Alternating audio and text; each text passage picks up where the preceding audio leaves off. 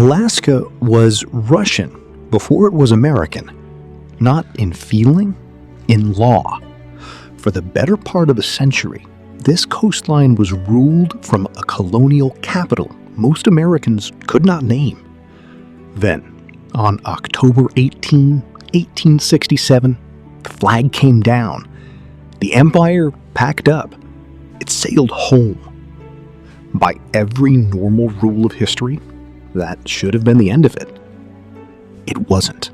Because right now, in a church at the edge of the Alexander Archipelago, a choir is singing in Church Slavonic, the language of an empire that stopped existing before the light bulb was in every home.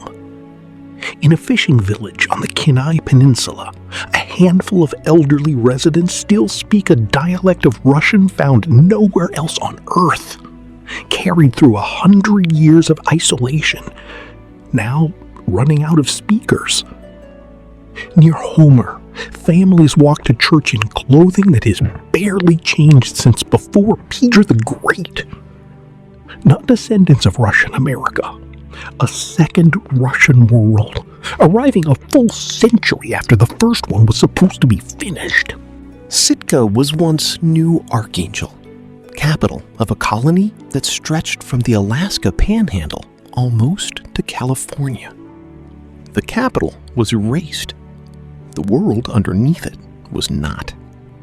So how does an empire disappear from the map and still leave a country living quietly inside the one that replaced it?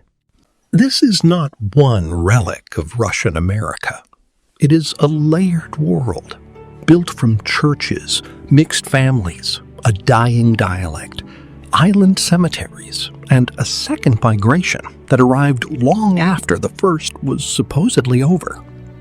In 1867, the United States bought more than 500,000 square miles of Russian territory for a little over $7 million. What it could not buy and did not erase was everything Russia had already planted in the ground.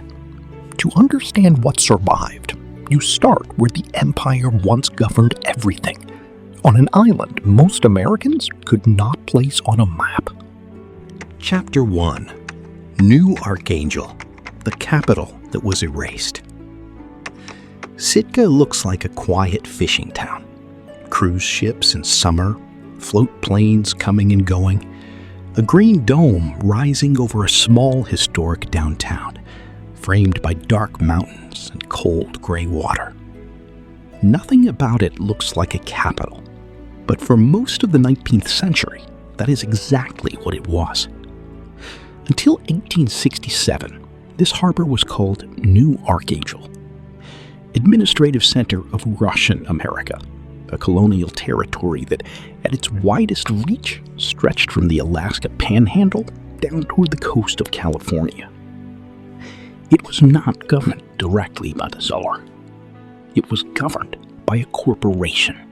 The Russian-American Company operated under an imperial charter that gave it something close to sovereign power, the right to tax, to police, to negotiate with foreign powers, to run an entire colonial economy built almost entirely on the fur trade.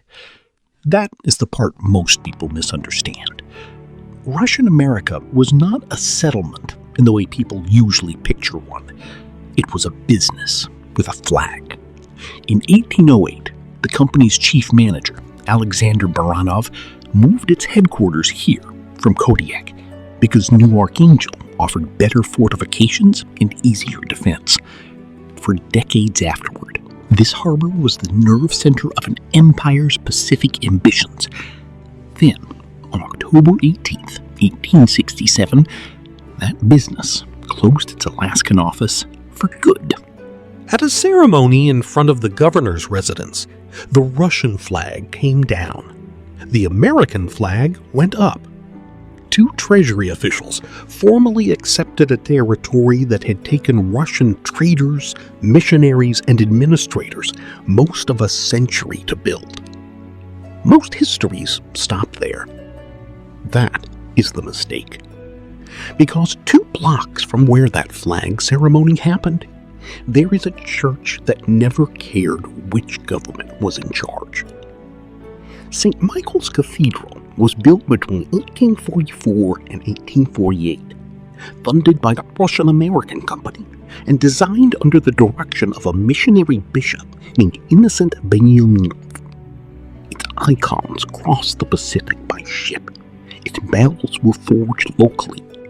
For more than a century, it stood as the seat of the Orthodox Church in Alaska. The reason a Russian flag flying over New Archangel meant something beyond politics. That is where the map starts to split. Because in the early hours of January 2, 1966, fire tore through downtown Sitka. It reached the cathedral within minutes. There was no time to debate what to save. Parishioners and neighbors, Orthodox and not, formed a human chain out of the burning building, passing icons, vestments, and the gilded royal doors of the altar screen hand to hand into the freezing street. By the time the walls collapsed, nearly all of the cathedral's historic treasures were already outside, safe in the snow. The building was gone. What it held was not. Using architectural drawings made years earlier for a historic preservation survey, the community rebuilt St. Michael's almost exactly as it had stood and reinstalled the rescued icons inside it. The cathedral in Sitka today is a reconstruction. What is inside it is original. The empire could be dissolved. The capital could be renamed. The building itself could burn to the ground in a single winter night. None of that was enough to erase what the people here had actually built. But New Archangel was the seat of power. It was never the whole story. Because by 1867, the Russian world in Alaska was no longer only Russian. It had already become something else. And the clearest place to see that is not the old capital. It is a rain-soaked island 200 miles away, where the church first came ashore. Chapter 2. Kodiak, where the church came ashore. Kodiak is the second largest island in the United States. Green, rain-heavy, ringed with black sand beaches where brown bears wait for salmon every summer. Its harbor is a working port. Boats stacked 3 deep along the docks. Gulls overhead. The air thick with diesel and fish. And in the middle of that entirely American scene stands a blue church with a white onion dome. This is Holy Resurrection Cathedral, and it marks one of the oldest continuously active Orthodox parishes in the Western Hemisphere. The first mission reached Kodiak in 1794. 10 monks sent from a monastery in northern Russia, traveling overland across Siberia, then by ship across the North Pacific, a journey that took nearly a year. Most of them did not last 1 year. Some drowned, some died of disease. One was killed inland in circumstances historians still debate. But this is where the story stops being simple. Because the same Russian-American company that funded this mission was at the same time extracting forced labor from the Aleutian people for the fur trade, a system historians describe as coercive and in numerous documented cases, violent. The church did not stand entirely outside that system. It did not stand entirely inside it either. One of the 10 monks, a man named Herman, took the side of the people the company was exploiting. He was not a bishop. He held no formal rank in the church hierarchy. He lived alone on a small nearby island called Spruce Island, growing his own food, teaching Aleutian children to read, caring for the sick during epidemics, and by multiple accounts, speaking out directly against company abuses at real personal risk. When he died in 1836, local Aleutian families kept visiting his grave. They reported healings. They passed down stories. They kept his memory alive without any instruction from Russia to do so. In 1970, more than a century later, the Orthodox Church canonized him as Saint Herman of Alaska, recognized within Orthodoxy as the first saint associated with the Americas. Pilgrims still cross from Kodiak to Spruce Island every August in small boats, sometimes through rough water, walking a muddy forest trail to a wooden chapel built over the spot where he lived. Here is the part that is easy to miss. St. Herman is remembered today largely through Aleutian memory, not Russian memory. The empire that sent him is gone. The company that employed the people he defended is gone. What is left is a devotion that indigenous Alaskans chose to keep on their own terms, long after anyone in St. Petersburg was paying attention. That is not a story about Russia surviving in Alaska. It is a story about something Russian being absorbed, reshaped, and carried forward by the very people the empire came to exploit. And that same pattern, Russian presence surviving only because Alaskan Native people chose to carry pieces of it forward, becomes even sharper in the story of the people born literally between the two worlds. Chapter 3. The Creoles, a people without a country. In Russian America, there was an official word for people like Yakov Netsvetov. Creole, not an insult, a legal category written into the charter of the Russian-American company itself. A Creole was the child of a Russian father and an indigenous mother, Alutiiq, Unangan, or Tlingit. And in a colony chronically short of skilled labor, the company had specific uses for them. Creole children could be sent to seminaries and naval academies in Russia. They came back as translators, navigators, clerks, teachers, and priests. But connective tissue that let a handful of Russian administrators run a territory the size of a continent. Netsvetov was one of them. He was born in 1802 on Atka, deep in the Aleutian chain, to a Russian father working for the company and an Unangan mother. He studied at a seminary in Irkutsk in Siberia, then made the year-long journey back to Alaska to serve his mother's own people as an Orthodox priest. He spent decades building a written alphabet for the Unangan language, translating scripture into it, and running a school where Aleut children learned to read in both Russian and their own tongue. He died in 1864, 3 years before the empire that trained him packed up and left.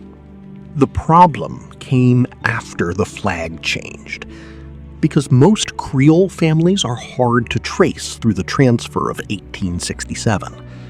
The United States never adopted Russia's Creole classification. There was no American equivalent, no formal continuity for the mixed families the company had spent decades cultivating. Legally, an entire social category simply stopped existing overnight. The empire left. The people did not. Creole families kept their Orthodox faith, kept fragments of Russian language and naming customs. In many villages, they kept functioning as exactly what they had always been, the bridge between two worlds that no longer had an empire to answer to. In 1994, more than a century after his death, Netsvetov was canonized. Today, his icon hangs in small chapels across the Aleutians, in villages where the nearest hospital is a plane ride away, and the priest may only visit a handful of times a year. He never lived under American rule, but the mixed Russian indigenous world he embodied did, and after the transfer, that world no longer fit neatly into any official category the United States was prepared to recognize. In some ways, he is the most honest symbol of what actually survived here. Not a Russian outpost, not a forgotten colony, something that had already stopped being purely either one, long before the flag ever changed. And nowhere is that inheritance more exposed to the elements, literally, than the islands where it began. Chapter 4. The Aleutian Islands. Wind, fog, and 3-bar crosses. The Aleutian Islands stretch more than 1,000 miles into the North Pacific. More than 300 islands, nearly all volcanic, nearly all treeless. This is one of the stormiest regions on Earth. The collision of cold Bering Sea air and warmer Pacific currents, a pattern meteorologists call the Aleutian Low, produces near-constant wind, fog, and some of the roughest seas anywhere on the planet. Outsiders have rarely lasted long here without paying a price. Russian fur hunters arrived in the mid-1700s chasing sea otter pelts, which fetched extraordinary prices in the Chinese fur market. To get them, they relied on Unangan hunters, and when cooperation was not given freely, company men and independent traders often took it by force. Historians describe this early period as marked by violent coercion, hostage-taking, and in several documented cases, massacres of Nongan communities that resisted. This is not a footnote to the story. It is part of it. And yet, out of that same violent contact, something else eventually took root. A missionary priest named Ivan Veniaminov arrived on Unalaska in 1824. Unlike many company officials, he learned the Unangan language, documented local customs with real scholarly care, and pushed back publicly against abuses by Russian traders. He designed and helped build the Church of the Holy Ascension in Unalaska, a wooden church that still stands today. He would later be canonized as Saint Innocent of Alaska. Walk through the Orthodox cemeteries scattered across these islands, and a distinctive marker rises out of the fog. A cross with 3 horizontal bars instead of 1, a design specific to Russian Orthodox tradition. Some of those crosses mark Russian grades. Many more mark Unangan ones. Because over generations, Orthodoxy in the Aleutians stopped being a Russian import and became something the Unangan people themselves maintained, often in their own languages, alongside Church Slavonic, long after the traders and administrators who first brought it were gone. Here is the contradiction that defines this whole chain of islands. They were harsh enough to break outsiders. Several Russian trading ventures failed here outright, undone by weather, distance, and isolation.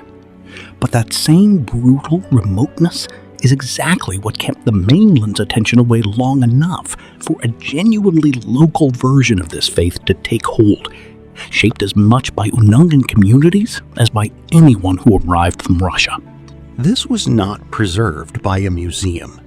It was preserved by isolation.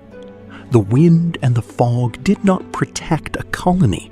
They protected what was left after the colony's worst instincts had already done their damage, and after the people who survived it decided, on their own terms, what to keep. But not every trace of this world sits on a storm-battered island in the Pacific. Some of it settled somewhere quieter, and somewhere far easier to reach. Chapter 5. Ninilchik, the village that spoke a language no one else could. Ninilchik sits on a bluff over Cook Inlet on Alaska's Kenai Peninsula. A small fishing village with a white wooden church above the water that has become one of the most photographed sites on the whole peninsula. The church, the Transfiguration of Our Lord, was built in 1901. Below it, a Russian-style cemetery holds graves marked with the same 3-bar crosses found across the Aleutians, weathered now by more than a century of coastal wind.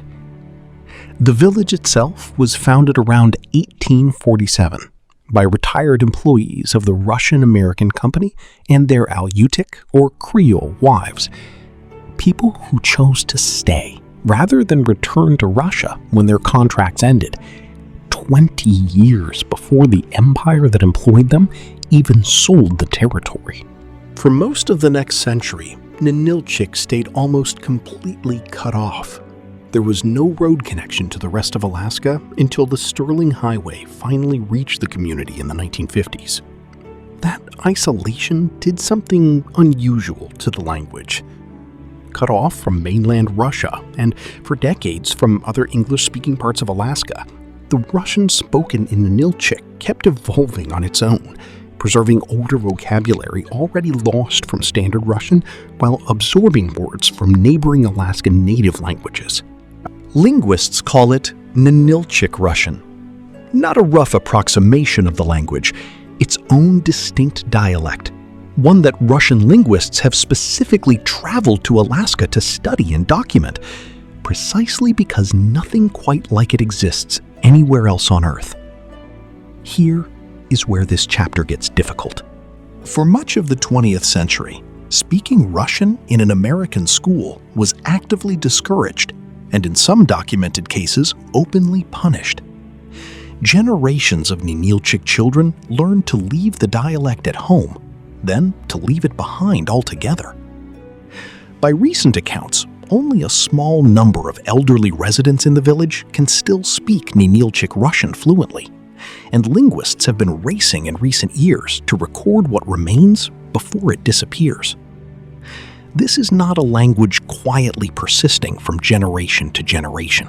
It is a language that survived an empire, survived a sale, and survived a century of physical isolation, and may now be down to its final generation of native speakers. The church on the bluff is not going anywhere. It has stood since 1901 and will likely stand for a long time after.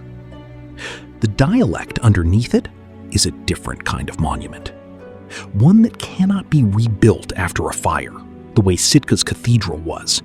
Once the last fluent speaker is gone, so is the language itself. And the next layer of this story is even harder to explain. Because just as one Russian world here was quietly running out of time, a completely different one was arriving, a full century after the first was supposed to be finished. Chapter 6: The Old Believers, the Second Wave. On a gravel road outside Homer, women in ankle-length dresses and men in embroidered tunics walk to church past fishing boats and pickup trucks. They are Russian, but they have nothing to do with Russian America. These are Old Believers, and their story starts 3 centuries before New Archangel ever existed. In the 1650s, the Russian Orthodox Church, under Patriarch Nikon, revised its liturgical texts and rituals to align more closely with Greek Orthodox practice. A large portion of the faithful refused to accept the changes, insisting the older rites were the only valid ones. The schism that followed was brutal. Old Believers were excommunicated, hunted, and in some periods executed for refusing to update their prayers. For the next 300 years, they kept moving, deeper into Siberia, into northern China after the Russian Revolution. Then, when communist China turned hostile to religious minorities, on to Turkey, and from there to Brazil and Oregon, following relief organizations willing to help a stateless religious community find somewhere to settle. By the late 1960s, a group of Old Believer families in Oregon decided even the American mainland felt too exposed to outside influence. They wanted somewhere more isolated. In 1968, 5 families bought land on the Kenai Peninsula and began building a village called Nikolaevsk. Word spread through the community, and smaller satellite villages followed nearby, tightly knit, built around fishing boats, a shared church, and a determination to keep the old ways exactly as they had carried them out of Russia 300 years earlier. Here is the detail that catches most people off guard.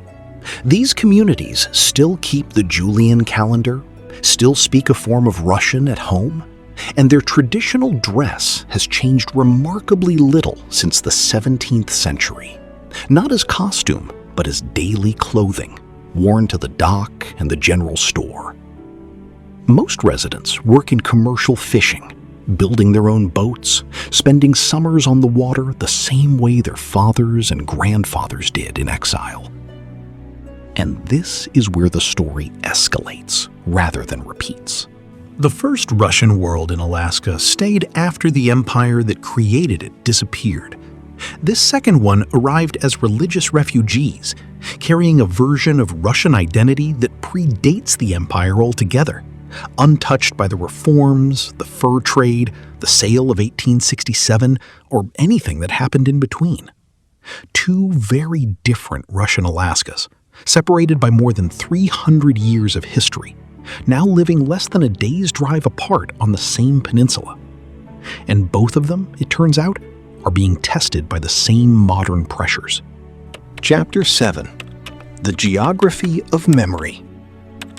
Every piece of this story survived for roughly the same reason. Geography. Sitka is reachable only by boat or plane. Kodiak is an island. The Aleutians are among the most remote inhabited places in North America. Ninilchik was cut off from the road system for most of a century. Nikolaevsk was built specifically because its founders wanted distance from a modernizing world. None of these places held on to their Russian layer through effort alone. This was not preserved by a museum. It was preserved by isolation. Development pressure stayed low. Populations stayed small. The churches, cemeteries, dialects, and family names had few outside reasons to change. But isolation is no longer enough.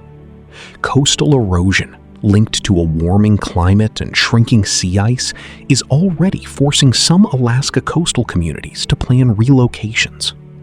Commercial fishing, the economic backbone of many of these Russian-linked and native communities alike, is shifting as fish stocks respond to changing ocean conditions.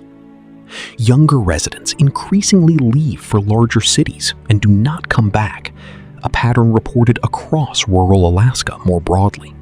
Orthodox parishes that once had a resident priest now often share one clergyman across several villages, sometimes reachable only by small plane, weather permitting, when the fog allows it. The pressure is not hypothetical. It is already visible inside the very communities this story has followed.